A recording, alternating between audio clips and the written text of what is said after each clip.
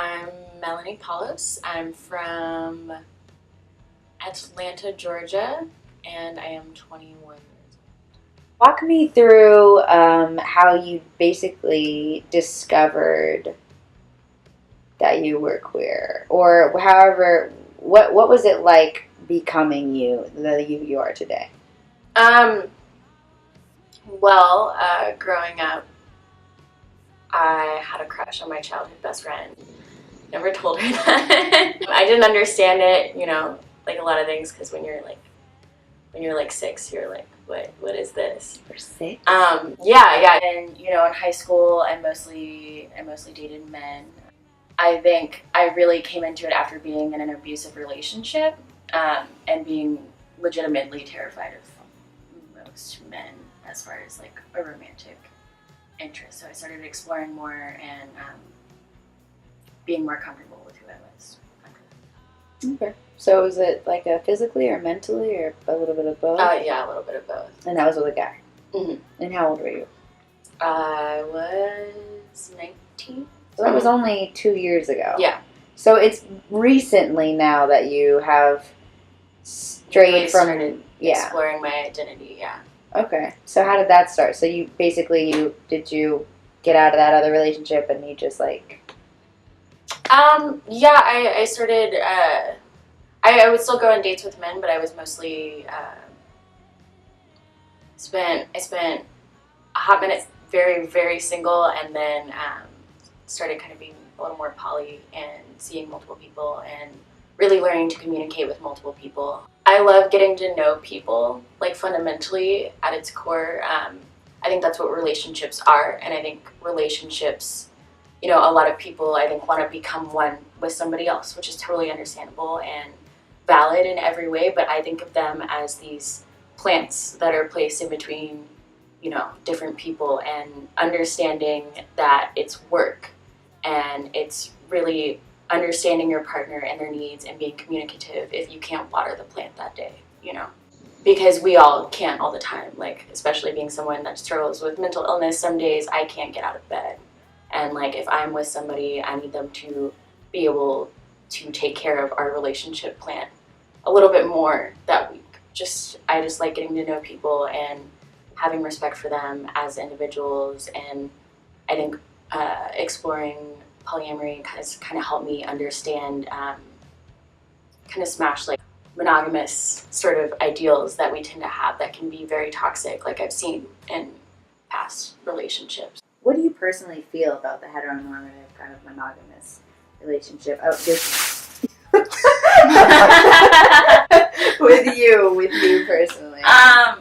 It's kind of like that, actually. No, I'm just kidding. I mean, I think, people can totally do whatever they want. Like you said, I've definitely experienced a very extreme version of that, and that kind of shook me a little bit from that. As well as I've been there, I still get jealous sometimes, and I have to remind myself that this person is an individual. They don't owe me their time. They don't owe me anything. And I'm lucky to be around them, and I'm lucky that they do want to build something with me, but I can't possess another person, and I can't be completely dependent on somebody else, because I'm a very, very passionate person, and I will do that. I have done it in the past, to just make someone my absolute everything, and then I lose myself in that. I stop making art, or I lose a little bit of Melanie, and I become whoever they are, and it's not as fun as being me. So it keeps you like individual, more free thinking, more open-minded. Obviously, you have to like battle things that you're taught to like value. Yeah, it's definitely something I'm very green to, and learning a lot about myself, and learning a lot about what I want out of partnerships or friendships or any sort of relationship in my life, and learning to communicate again, because that's been the hardest part about it for me, is learning to actually have words come out of my mouth with how I'm feeling and what I'm thinking, and if I'm okay or not. That's difficult, because you don't want to upset people. It looks good right there. Yeah. sorry. It's It's a free form type of thing. got That's its own cool. line. What about you feels queer?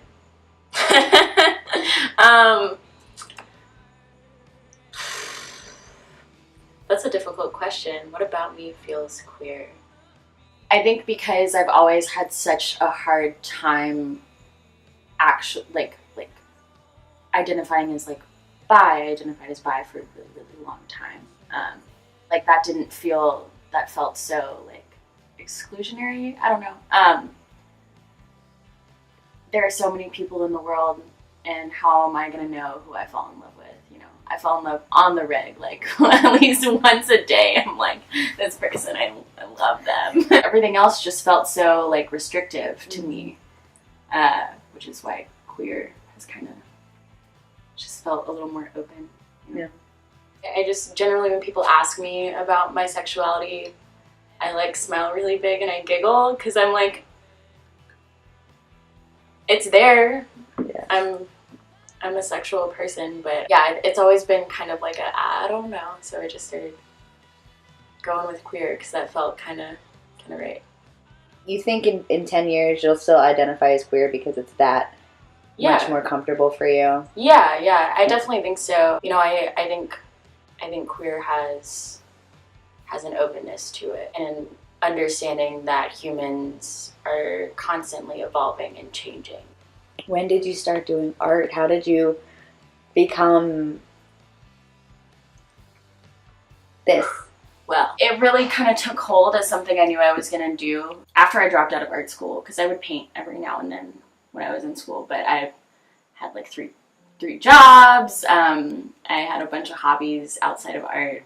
But when I dropped out of school to join the circus, which is another art form that I do, I moved into this warehouse where it wasn't the best living environment, and a lot of the people were really stuck and stagnant, and I saw that, and I didn't want to be stagnant. I didn't want to be a cave person, so I started painting like crazy, like every day.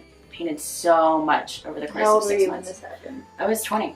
That was last year ago. Mm-hmm. So I really just started painting like a year and a half ago. Whoa. And I like just took off with it, and that's all I would do. I kind of like neglected my circus duties a little bit. I started doing installation in that class because we had an installation project, and I fell in love with it immediately. Just building something, creating something that somebody can be a part of. You know, my paintings are very emotionally reactive, very, very emotional and personal to me. But installation is this calculated, this researched, this like really well thought out concept that I want to bring to the table and that I want to have people involved in. I want to like be thinking about ways to pull people into my world, or some world that I've read about.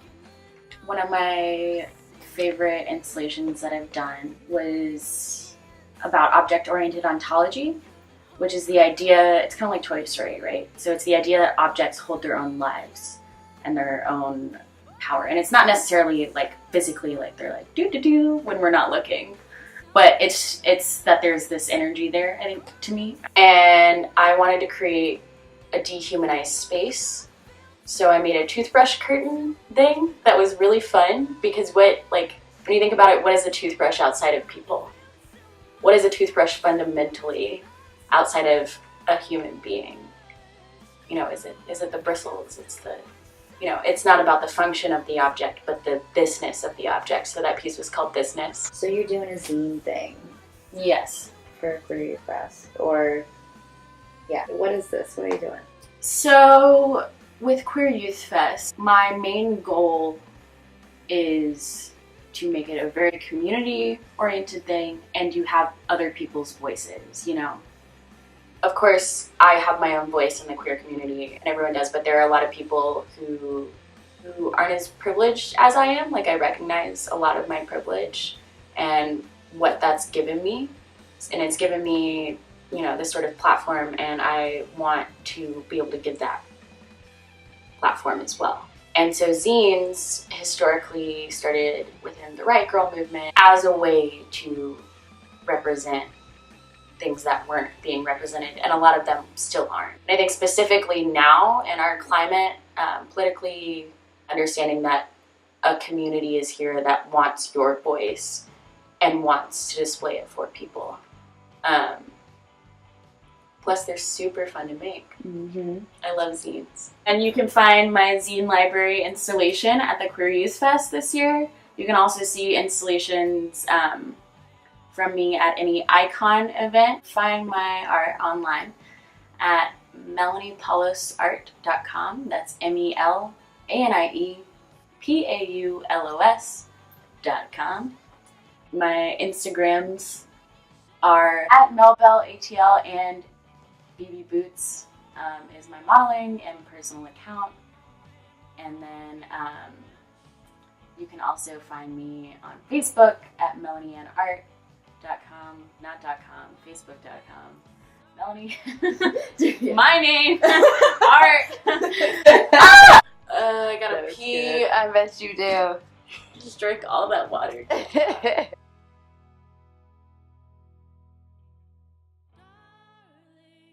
honeybee, I bet you didn't think